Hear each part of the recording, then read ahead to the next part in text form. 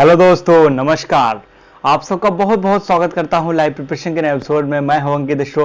दोस्तों, काल सर्प योग यह बहुत चर्चित योग है और बहुत सारे लोगों की कुंडली में पाया भी जाता है और बहुत सारे लोगों को इसके विषय में भ्रम भी है। तो हम इसी को जानेंगे कि ये वो 12 प्रकार के काल सर्प योग होते हैं। ये कौन कौन से होते हैं, आपके कुंडली में तथा आपके पाम में वो कौन से, हाथ में, हथेली में देख के कैसे जान सकते हैं कि आप में भी काल सर्प योग है। जो मुझसे पर्सनल रीडिंग लेते हैं दोस्तों, उसमें अक्सर लोगों के ये योग नहीं पाया जाता है, पर वो उनको किसी ने बता के रखा है कि आप में काल सर्प योग है।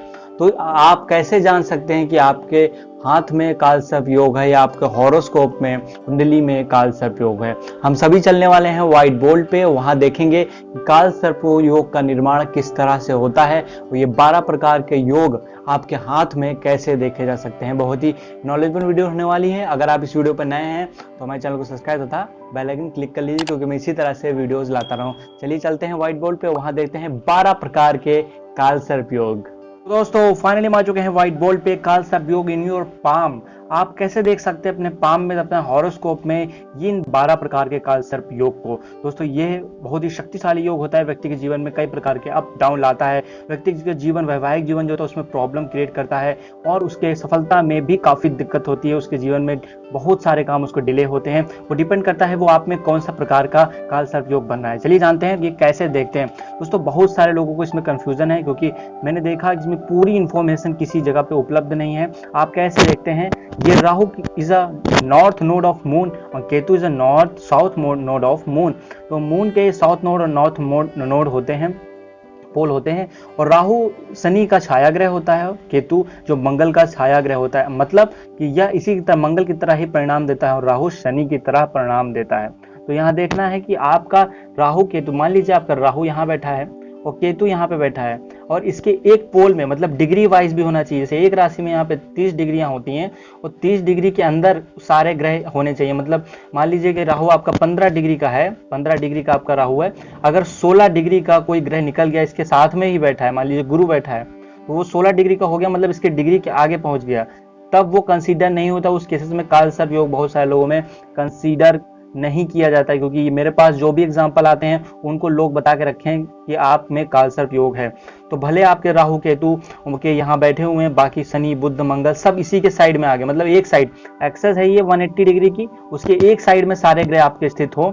वो सारे ग्रह अगर एक साथ में, सात के सातों ग्रह आपके एक साइड में स्थित हो, इधर या उधर, तो यह मान लीजिए इस तरफ सारे ग्रह हो जाते हैं, तो आपका काल सर्प योग बन जाता है। और डिग्री वाइज भी अगर कोई ग्रह से ज्यादा निकल गया राहु से, तब वो काल सर्प योग नहीं होता है, उसको आंशिक तौर पर कंसीडर करते हैं, उसका प्रभाव बहुत ही सूक्ष्म पड़ता है। तो 12 प्रकार के कौन से होते हैं। अगर आपका राहु यहाँ बैठा है, यहाँ 7th हाउस में बैठा है, उस हिसाब से ये पहले प्रकार का काल सर्प योग बनाएगा। इसके विषय में हम लोग डिटेल से कोई वीडियो में जानेंगे कि 12 प्रकार में यहाँ पे बैठा हो राहु और केतु यहाँ का आपका बैठा हो, तो उस प्रकार में धन से संबंधित रहता है और मैरिड लाइफ से संबंधित प्रॉब्लम क्रिएट होती है। मान लीजिए राहु यहाँ बैठा हो, केतु यहाँ बैठा, उसके एक साइड में सारे ग्रह बैठे, इधर या बैठे या उधर बैठे, तो काल सर्प योग आप में फाउंड हो जाएगा। और डिग्री भी देखना बहुत इसमें जरूरी हो जाता है।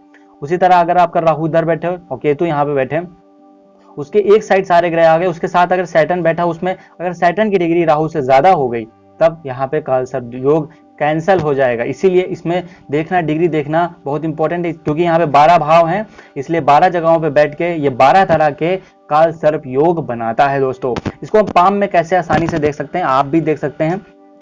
शुरू करते हैं। इसमें कई तरह के दोस्तों योग, जैसे मैंने बताया 12 तरह के हैं, तो 12 तरह के अलग अलग सिंबल आपको हाथ में देखने को मिलेगा। जैसे ये आप सभी लोग जानते हैं, जीवन रेखा होती है और ये आपकी होती है मस्तिष्क रेखा, यहाँ पे होती है आपकी हृदय रेखा, ये आप सभी लोग जानते हैं, बेसिक लाइन है। अब यहाँ पे आपको देखना है किसी भी तरह का, अगर यहाँ पे जैसे मैंने बताया था ये 2 मुखी रेखाएं शुभ होती है, ये विष्णु सिंबल होता है। लेकिन अगर ये लाइन यहाँ पे जो स्टार्टिंग होती है, इसमें 2 पार्ट हो, लाइक इस तरीके से, और यहाँ पे अगर आपकी हृदय रेखा स्टार्टिंग होती है तो ये आपका 2 पार्ट हो, ये मोस्टली आपके पहले से 7वें तरह के जो योग होते हैं, 7 तरह के, उनमें ये तरह के योग बनते हैं। और साथ ही दोस्तों, ये पर्वत जो आपका होता है, इतना भाग सबसे बड़ा पर्वत होता है, ये राहु का पर्वत होता है। ये होता है दोस्तों राहु का पर्वत, ये होता है राहु का पर्वत। और जो यहाँ मछली नुमा इस तरह से आकृति बनती है, ये पर्वत इधर, क्योंकि शुक्र पर्वत होता है, उधर आपका चंद्र पर्वत यहाँ पे होता है। ठीक है, तो ये चंद्र पर्वत है, ये शुक्र पर्वत है, यहाँ पे आपका ये केतु पर्वत होता है इतने में। तो यहाँ पे बहुत जरूरी है देखना, इसी जगह से हम कंसीडर करते हैं।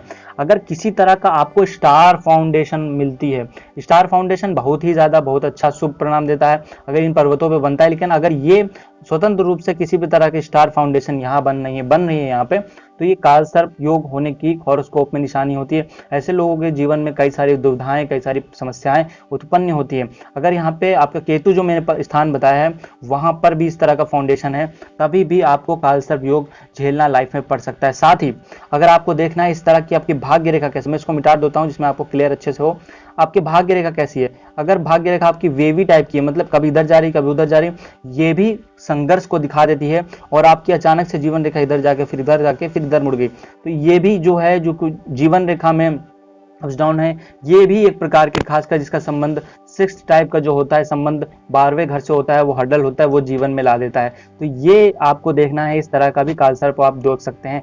साथ ही दोस्तों अगर आपकी यहाँ पे मंगल रेखा मौजूद है तो कहीं ना कहीं इसमें बली आती है और आपको अच्छे परिणाम देखने को मिलते हैं, शुभ परिणाम देखने को मिलते हैं, इसमें आपको इतनी समस्याएं नहीं आती हैं। लेकिन अगर आपके चंद्र पर्वत पे इस तरह का सर्कल बन रहा है कि छोटा बने या बड़ा बने, मैंने बहुत लोगों के हाथ में देखा है, तो अगर इस तरह का सर्कल बने तब आप देख सकते हैं कि उसके में भी होगा, उसका संबंध आपका मून से होगा, चौथे घर से होगा, इसलिए यहाँ पे राहु केतु बैठे होंगे, इस तरह का कालसर्प उसके में फाउंड हो जाएगा।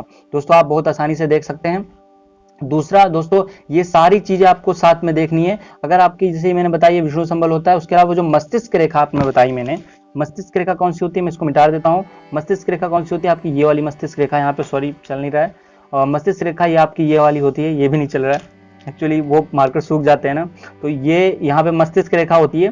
तो मस्तिष्क रेखा में ये 2 सिंबल हो, ये तीक्ष्ण बुद्धि के स्वामी, तीक्ष्ण बुद्धि को दर्शाता है। लेकिन ये जो है आपके 2 पार्ट में पीछे डिवाइड हो, पीछे से हो, तब ये 2 मुखी रेखाएं जो हैं कहीं ना कहीं आपके कर्म क्षेत्र से और 11वें लाभ क्षेत्रों में समस्या आती है। आपके बुद्धि, मतलब बुद्धि से संबंध रखता है। बुद्धि है मतलब यहाँ पे राहु, यहाँ पे केतु, उसके हर साइड में, एक साइड में सारे ग्रह आ जाते हैं, एक्सेस पे आ जाते हैं। इसका मतलब इस तरह के दोष आप में फाउंड हो रहा है। इस तरह का आप आसानी से देख सकते हैं कि आपके में है। और बहुत इंपॉर्टेंट दोस्तों, मैं आप एक और चीज बताने वाला हूं जो अक्सर व्यक्ति के जीवन में समस्याएं उत्पन्न करता है, वो है दोस्तों एक तरह का ये ग्रिड।